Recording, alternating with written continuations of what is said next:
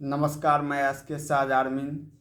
हर वह चीज़ जो बनाई जा सकती है सृष्टि रचना से पहले ही बन चुका है। विचार से रिक्त और सृष्टि के प्रति जागरूक होकर ही कोई सार्थक सृजन कर सकता है। अभिव्यक्ति का मतलब शब्द लिखना या उच्चारण नहीं, यह बूंद बूंद करके होने वाला प्रवाह है। मैं यह नहीं मानता कि मनुष्य रचनात्मक हो सकता है।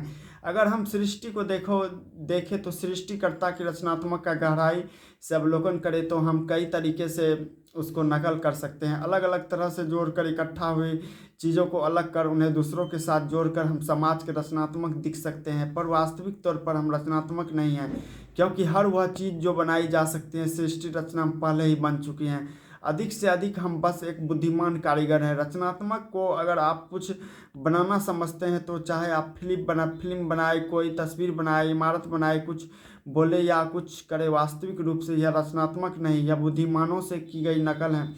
चूँकि हमने जीवन से अलग अलग पहलुओं की तरह मेडिटेशन दिया है, इसलिए हम इस तरह से नकल कर सकते हैं जो दूसरे लोगों को संभव नहीं लगती। अगर आप इंसानों को देखें तो किसी से भी सींग नहीं है, ना ही तीसरी बाँह है और ना हो तीसरी आँख, सब कुछ एक जैसा ही है। तो फिर हर इंसान अलग है। अगर हाँ आप इंसान की खासियत आसान शब्दों में बनाना चाहते हैं तो हर एक के दो पैर हैं, दो हाथ हैं, दो नाक हैं, दो आँखें, आदि आदि।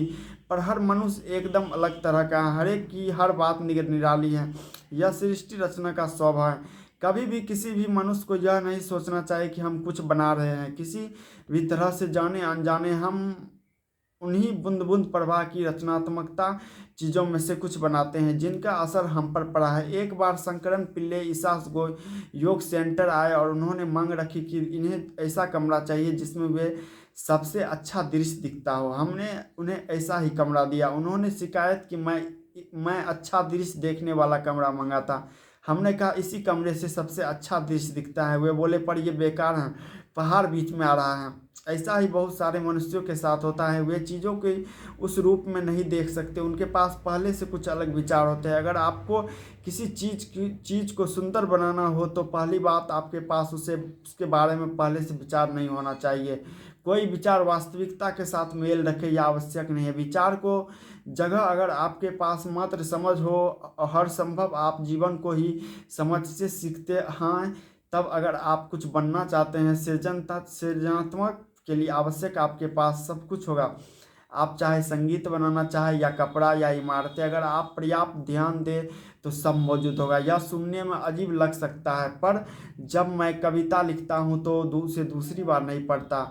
मैं किसी धारणा को लेकर काम नहीं करता, पर एक तरह से कही तो मैं कविता को बूंद बूंद करके बहाता हूँ। वही चीज़ें किसी आकार या किसी चित्र के रूप में भी ले सकती हूँ। आप सोचते हैं कि अभिव्यक्ति के लिए कोई विचार दर्शन या विचारधारा होनी चाहिए। मेरे पास यह अभिव्यक्ति के रूप में नहीं है। अभिव्यक्ति का मतलब शब्द लिखना या उच्चारता नहीं है, यह बूंद बूंद करके होने वाला प्रवाह है। मैं तैयार हूँ, मैं प्रिपेयर हूँ। अगर परिस्थिति भी तैयार हो जाए तो मैं एक प्रचंड प्रबल प्रचंड प्रवाह बन जाऊँगा, नहीं तो बूंद बूंद